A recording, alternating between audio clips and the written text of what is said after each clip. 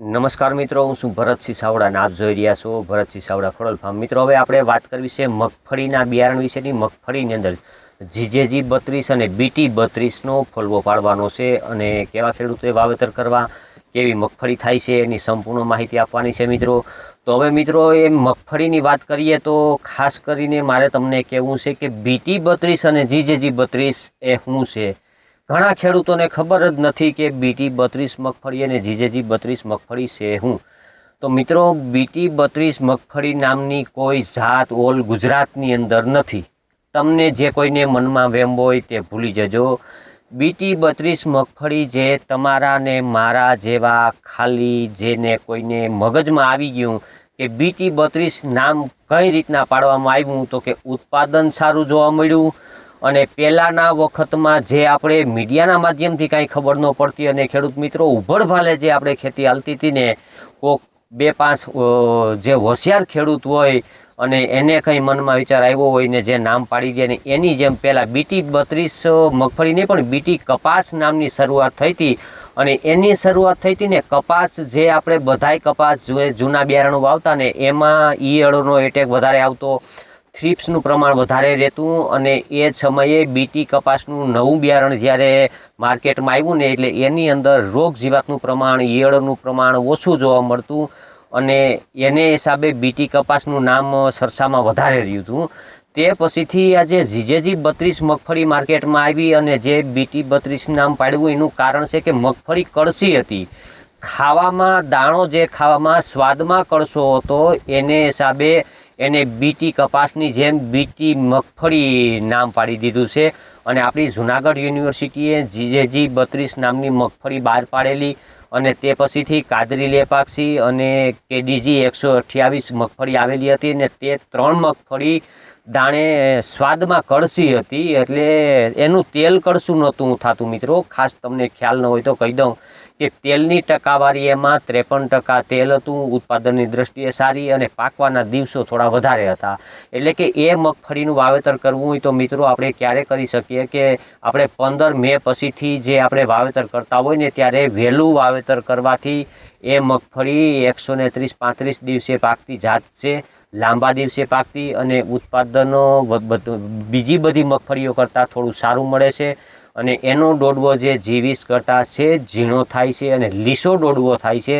જેમ આપણે 37-38નો ડોડવો લીસો હોય એમ આ બીટી 32 મગફળીને પણ જીજેજી 32 મગફળીનો ડોડવો લીસો થાય છે અને ઉત્પાદન એનું સારું મળતું હોવાથી સારો એનો આપણે જે ઉનાળુ મગફળીનો સારો હોય એવો સારો જોવા મળે છે અને ઉત્પાદન બીજી મગફળીની સરખામણીએ થોડું વધારે મળે છે અને લાંબો સમય ઊભે છે। એટલે કે આપણે જૂન મહિનામાં જે શરૂઆતમાં વાવણી થાય ત્યારે અથવા જૂન પહેલાં આપણે કોરવાણની અથવા ધુળિયામેની વાવણી થતી હોય ત્યારે અને ઓરવીને આપણે જે વાવેતર કરવું હોય ને તો એ મગફળી વાવી શકાય એવી મગફળી છે। એટલે કે જે આપણે ટૂંકી મુદતે પાકતી જાતો જે કંઈ વાવતા હોય અને વચ્ચે આપણે શિયાળુ પાકના વાવેતર કરી દેતા હોય,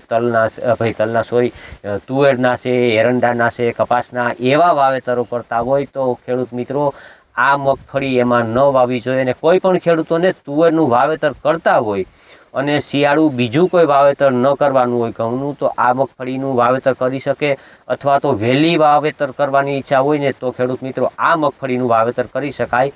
એટલે કે લાંબો સમય ઉગતી જાત છે એટલે એનું વાવેતર કરવામાં આપણે બેસ્ટ રહીએ છીએ અને રોગ પ્રતિકારક શક્તિ એની સારી હોય છે, તેલની ટકાવારી સારી છે। એટલે મિત્રો એ મગફળીનું એક તમને બીજી ખાસિયત કહી દઉં કે જે જમીનો આપણી જે જમીનો હોય લાલ ટાઈસવાળી જમીન હોય અથવા તો મિક્સ સાંધાવાળી જમીનો હોય એવા ખેડૂતોને તો બધી મગફળી સરખી થતી હોય। જે જમીનની અંદર હેઠે સફેદ માટી હોય, ધોરી ધૂળ હોય, ગોર મોટું હોય, જે મગફળીની અંદર કેવડો આવી જતો હોય એટલે કે કેવડો જૂની ભાષામાં કહીએ આપણે પીળી પડી જતી હોય, જે મગફળી કોઈ દી લીલું પાંદડું જોયું ન હોય કોઈ ખેડૂતોએ, કાળું પાંદડું ખેડૂતોને ન જોવા મળતું હોય એવા ખેડૂતોએ જો ગામતળની જમીનો હોય ને એમાં જો આ બીટી 32 બધાય કહે ને જીજેજી 32 છે અને કેડીજી 128 અને કાદરી લેપાક્ષી આંધ્રપ્રદેશમાંથી જે આપણે આવી હતી એવી બરાબર એ મગફળીના વાવેતર કરે તો જે બધા ખેડૂતોને એકદમ લીલી ગ્રીનરી જોવા મળતી હોય અને કાળી મગફળી દેખાતી હોય કાળા પાંદવાળી એવી મગફળીનું આ તમારે વગર દવાએ મગફળી થઈ શકે મિત્રો. એટલે કે કેવડો આવી જતો હોય એવા ખેતરોની અંદર પણ આ મગફળીનું વાવેતર કરી શકાય મિત્રો. તો આ જે જીજેજી 32 મગફળી છે એને કેવા ખેડૂતોએ વાવવી અને કેવાય ન વાવવી એની મેં તમને વાત કરી મિત્રો. તો આની અંદર મગફળીમાં થળીએ ડોડવો થાય છે, એમ અર્ધવેલડી ગણવી તો ગણી શકાય, ઉભરી જેવી જાત છે. અને 20ના પાટલે 18થી 20ના પાટલે પણ વાવી શકાય. અને લાંબો સમય સુધી શિયાળુ પાકનું વાવેતર કરતા હોય વહેલું, અને જે આપણે શિયાળુ બે થઈ જતું હોય ચોમાસુમાં જ આપણે મગફળીની અંદર જે તુવેરના અને એરંડાના વાવેતર થતા હોય એવા ખેડૂતોએ જો પિત્તની ઉપાધિ ન હોય તો એની અંદર તમે દિવાળી ટાણે લાંબો સમય સુધી ઊભી રાખી શકો. અને એની અંદર તમે ફુવારાથી અથવા તો રેડ પાણી પાઈ અને મોડી કાઢવી તો કાઢી શકાય. તો એવા ખેડૂતોએ વાવવી, અથવા કોરવાણમાં જે કોઈને વહેલી વાવવી હોય તો એ ખેડૂતો વાવી શકે.